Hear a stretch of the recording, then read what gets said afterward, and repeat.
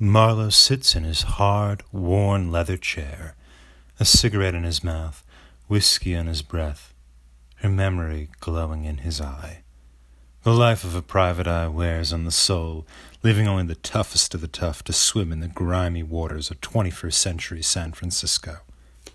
His partner, Miles, wanders in, his tie undone, his hair a mess. What a crud of a man. Even his wife can't stand him. What's the case? Marlowe grunts. A dame. Her name is Bacall Marlene Eliza O'Shaughnessy Rutledge, and she wants us to spy on some startup, Splice Craze Lab. You should see her, Marlowe. My God, what a knockout. She has pegs that could stake your heart. Leave off of that pool hall talk. What's the job? You. Well, she says Splice Craze has kidnapped her husband, Sir Julius Orson Greenstreet Esquire, and is using him to do experiments. Marlowe narrows his eyes, lighting a cigarette with a wrist flick, and sips down a warm drink of delicious, unfiltered smoke. Any leads? Nothing. We don't have a clue where they're hiding him. Marlowe leans over the intercom. Hey, Toots, baby, sweetheart, darling, heart attack, he says to his secretary. Miss Toots, baby, sweetheart, darling, heart attack.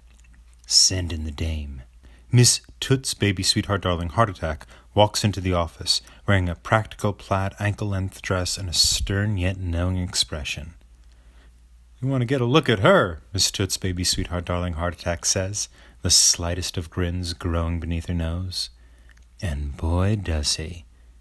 Bacall Marlene Eliza O'Shaughnessy Rutledge's almond eyes glide over the three faces looking up to admire her hourglass figure and tight purple blouse. The rouge on her cheeks sucks in the naked bulb's light. The red on her lips casts it out again. Everything about her smells of sex and suspicion. Thanks, Miss Toots, baby, sweetheart, darling, heart attack. I'll take it from here. Marlowe pulls out a chair and invites Bacall Marlene Eliza O'Shaughnessy Rutledge to sit. She doesn't sit so much as caress the chair. What can I do for you? My husband went missing 2 days ago. He often slips away in the night to work on some project or another for his company. I never know when or why. Most nights I'm so desperate for company, lying in red silk sheets, in unusually skimpy lingerie, missing the sweet caresses of a man. Sweat breaks on Marlowe's brow. Madam? No need to be so formal. You can call me Bacall Marlene Eliza. Bacall Marlene Eliza. What company does your husband sneak off to? Why, he works for Splice Craze Lab. It's the premier gene manipulator in the world. Really, it was the cat's meow in Milan last summer. Do you think that Splice Craze could have anything to do with his disappearance? I thought so, but this morning I received a note.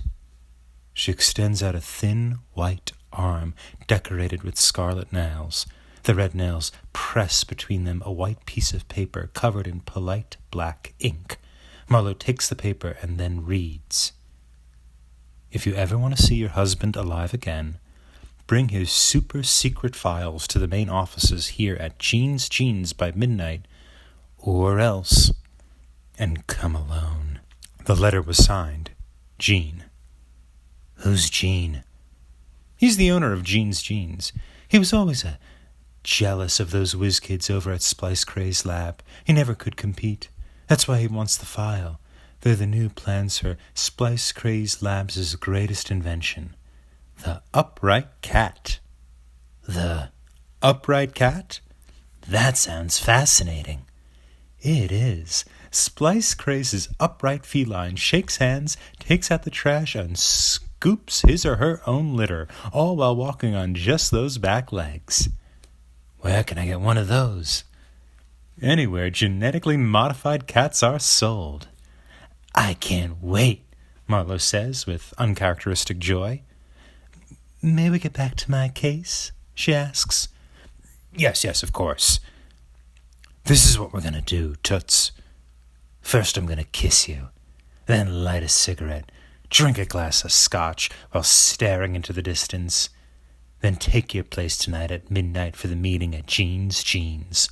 I'll pack my trusty 38 Special and rescue your husband, Sir Julius Orson Greenstreet, Esquire. Marlowe wraps his trench coat around him, jams his 38 Special into his holster, and gives Bacall Marlene Eliza a big kiss on those damn hot lips. But she is far too much of a femme fatale to swoon. So he lets her go and storms out into the night, searching for Jean's jeans. San Francisco. The rain drips down, washing the filth of the city. On street corners and in gutters, computer coders drink artisanal cocktails and listen to cowpunk while vaping watermelon apple-flavored tobacco. In this city, you can find any degeneracy you're willing to search for. Marlowe spits and moves forward into the rain. He turns the corner and approaches a large glass building. Jeans. The sign glows yellow in the black, soulless night.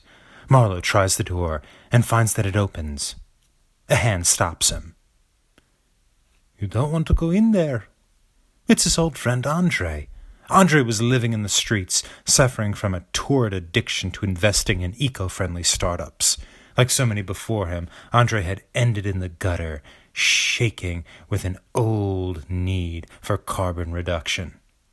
I've heard about Jean's. People on the street, they say things. It's a scary place. Experiments, gene alteration, irresponsible energy consumption. You don't want to go in there, Marlowe, man. You might not like what you find. Marlowe shakes his hand away and passes through the door, walking into a dark, black lobby populated with dark leather chairs. He hears a knock on the glass. He turns around and looks back at Andre. Good luck, he sees Andre mouth before Andre sneaks away, dropping into the blackness. Marlowe walks into the center of the room. In the far corner, the doors to an elevator open. A very short man approaches, a man bald and albino white, wearing green glasses and an entirely purple outfit.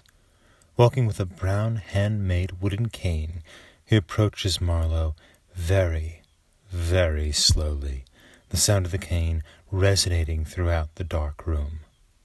Finally he reaches Marlowe, the shaved head glistening in the little light that is inside this cavernous room. He smiles, a toothless grin. Hello, Mr. Marlowe. Are you Sir Julius Orson Greenstreet, Esquire? I have the IP in exchange for your life. No, Marlowe. Sir Julius, I'm afraid, couldn't be here, but I have a far more interesting prospect. And what is that? You think you know so much, Marlowe. You think you have the world on a string. But the power this lab, Jeans possesses, is beyond your wildest dreams. The secrets we possess would shock and terrify you. Those jokers over at Splice Craze, they may know how to do fine genetic modification, but they don't have the will to control the world. He cackles loudly, filling the room with echoes of his madness. The IP we wanted wasn't in Sir Julius's files. In fact, there was never such a person as Sir Julius. On this note, from out of the blackness, Bacall Marlene Eliza O'Shaughnessy Rutledge stepped, her eyes a piercing blue that shatters souls. I'm sorry, she said. I never had a husband. The entire story was invented to bring you here, Marlowe, to capture that valuable intellectual property developed over at splice craze. I hate them, but damn, they're good. What intellectual property? I don't have the files with me, Marlowe responds. Oh, but you do. You are all the information we need. And that is when Marlowe noticed, for the first time, that he was 8.5 inches tall, covered in white fur, and had claws at the end of his fingers. You were never a PI, Marlowe, but an experiment from Splice Cray's lab to develop the perfect upright cat. And boy did they. With self-awareness and language skills, the upright cat is the companion every family needs. And we are going to steal it. Listen, Toots, I'm gonna get out of this. It may not be today, it may not be tomorrow, but one day, when you least expect it, I'm going to blow this lab. The small, bald man grabs Marlowe, who meows, but when she strokes his tummy, he falls asleep, and the bald man carries him into the cavernous labs of Jean's genes. Outside, Andre, not normally a religious man, folds his hands in prayer. I hope they don't neuter that cat. That's why you should go with Upright Cat and any product from Splice Cray's lab. Splice Craze has the strictest ethical considerations, so you know your genetically modified cat has been treated with the utmost care.